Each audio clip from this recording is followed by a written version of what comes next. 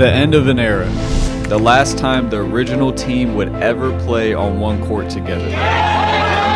Shortly after our final run, Scotty and Slim took to social media announcing their departure from the East Coast squad. Capped off from what true potential is. They would go on to create the next streetball team, the Wild Hunt. But that's a whole nother story for a whole nother day.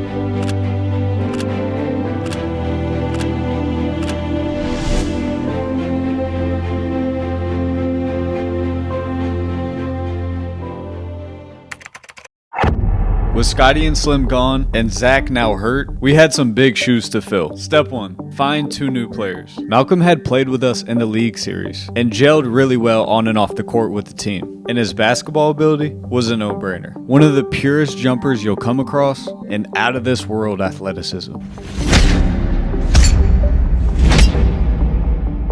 Austin was, I believe, 12th grade playing 17U, same AU team, Florida Tar Heels. You know, we connected well. A lot of summer camps with Austin. We both worked at the same gym doing Orlando Magic camps. We created that bond.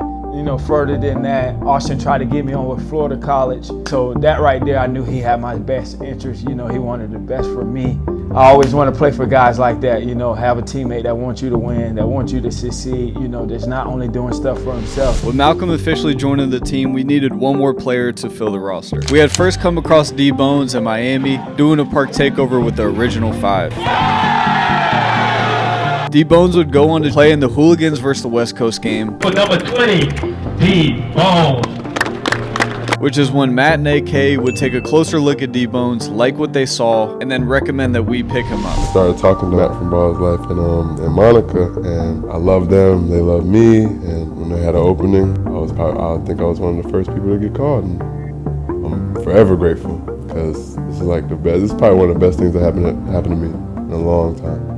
With the addition of D Bones, the new roster was set. So we hit the road to go play in 3 cities in Georgia. Hey, this 5 right here is this 5 right here lethal. This lethal. I don't even want to say nothing. Just know this lethal here. On the way to Georgia, we were all clicking really well, and it was obvious to see the chemistry and personalities were going to mesh well, and that was great. But in the back of our heads, we still knew we had a standard to live up to, and we were going to find out real quick if we could.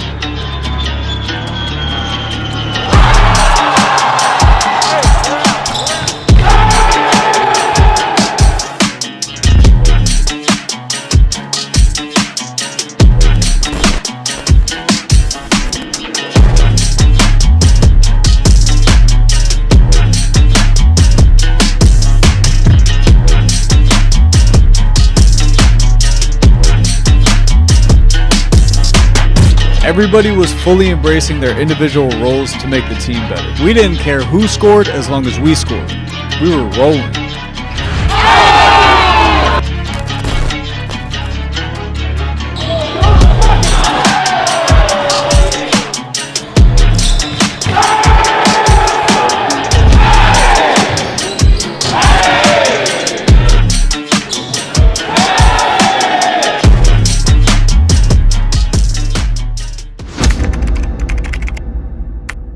So for the next 3 months after Georgia, we went to 1 state a month. We would do 3 cities within that state. In July of 2022, we hit Louisiana. August, we hit Texas. In September, we hit North Carolina. And the chemistry stayed great. We all enjoyed each other's company, and that just kind of transferred over to the court, and we were playing well as a result of that. As I said in part 2, the streaming platform Caffeine had gotten heavily involved with the street basketball space. This is what made games happen and kind of extend the lifespan of the 5-on-5 YouTube space. So in October of 2022, we ended up playing the Midwest squad, which nobody really thought we were gonna beat.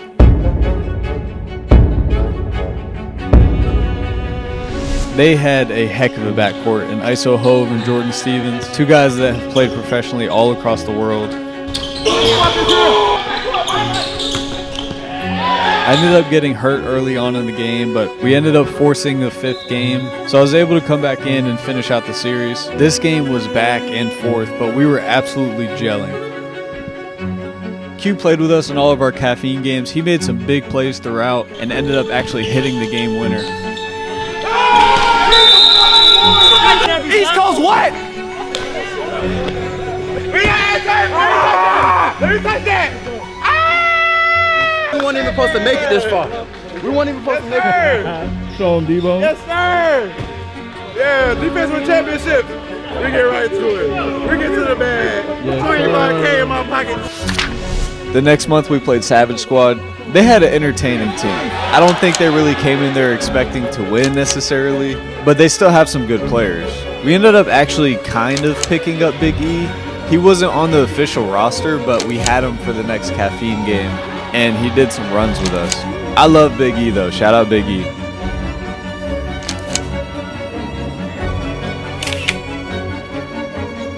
Alright, it is time to submit my lineup with So Rare. Daily fantasy sports, you can play it free and you can win cash. Alright, first and foremost, we gotta go with LeBron. He just deleted social media, he's on a tear. Next up, I'm setting Mikal Bridges. Big fan of him, love the fit in New York. I'm going D-Lo, man. Some people don't like his game. I actually love his game, I don't care. Then I'm gonna go with Trevelyan Queen. That's my guy. He also doesn't cost that much to select, which gives me room to select my last player. Top 5 player all time, Stephen Curry.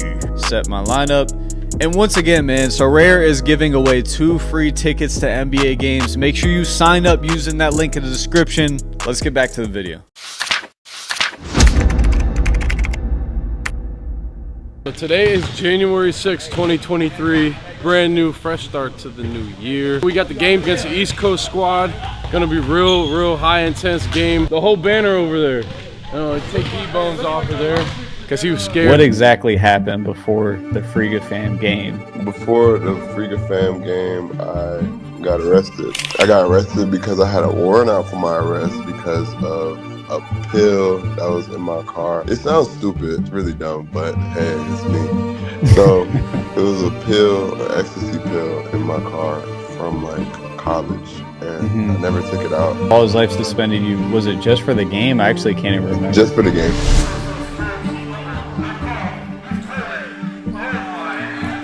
They were just more ready to play that first game than us. They came out, punched us in the mouth.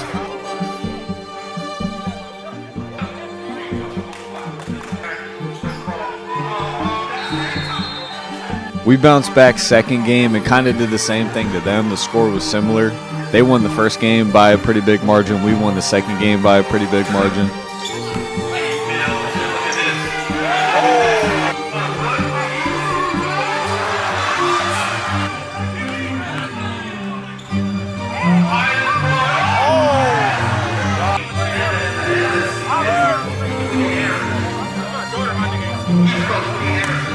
And then this third game was really for the series. It was back and forth. I remember they ran kind of a looping handoff action and then Friga would cut back door.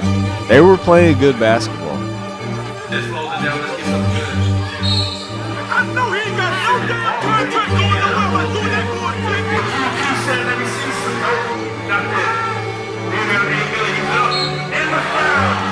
Mark was probably the X factor for them. I remember Q drove baseline and kicked me in the corner for a game. This would have won game 3, and I was more worried about getting the foul. And then we had another chance the very next possession, and Q's shot literally went halfway down. That next possession, Friga comes down and hits a contested jumper to win game 3. That was the game that was really for the series.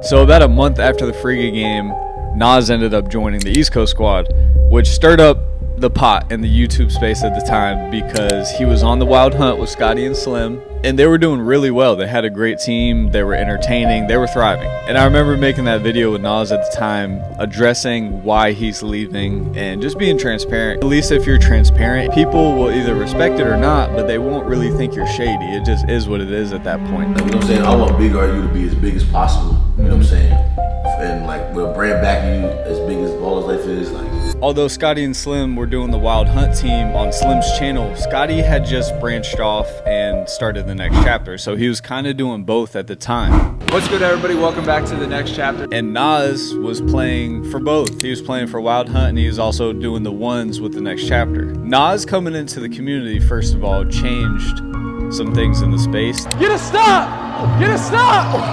Oh no! The next chapter changed a lot in the space as far as where it was headed. They were heavily one-on-one based. And with caffeine failing, there was not going to be as much future support for the 5-on-5 scene. So the whole scene really shifted to one-on-ones. And at the end of the day, it is a business, and it's a lot easier to pay 2 guys to play a one-on-one than 10 guys to play a 5-on-5. But this was the beginning of the scene shifting from 5-on-5s the past 2 years to entering a new phase into one-on-ones.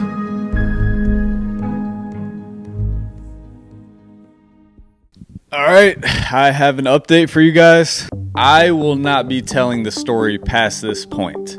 Let me explain. At this point in the story, Ballislife hired a production team to follow us around doing the takeovers and going into a deeper dive in all of our individual lives and backgrounds. The final vision for that docuseries was the East-West rematch. The docuseries may still be coming out. They're trying to finish up their production and then pitch it to streaming platforms. Ballislife asked me not to tell this last portion of the story, and out of respect for them, out of respect for the investment into the production company, for the efforts that were given to tell that story, I'm not gonna go into specifics, so I'm gonna wrap this story up very simply. Stay with me. It's very simple, actually. The reason the East and West Coast teams don't exist anymore is because we started operating at a loss. The bottom line is business. And for this last portion of the East Coast squad, we were not profitable.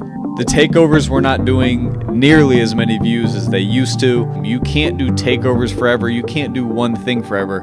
You have to continue to evolve and pivot. We just weren't able to make that next change as a team to continue to exist in the content space. So Ballislife had to do what they had to do. They had to let go of the East and West teams and run their business. That is what it is. For everybody out there, we only get one of these lives. Bet on yourself. Take a chance on yourself. Trust your gut. Chase the purpose that you want to chase. And at the very least, it may just make for a good story.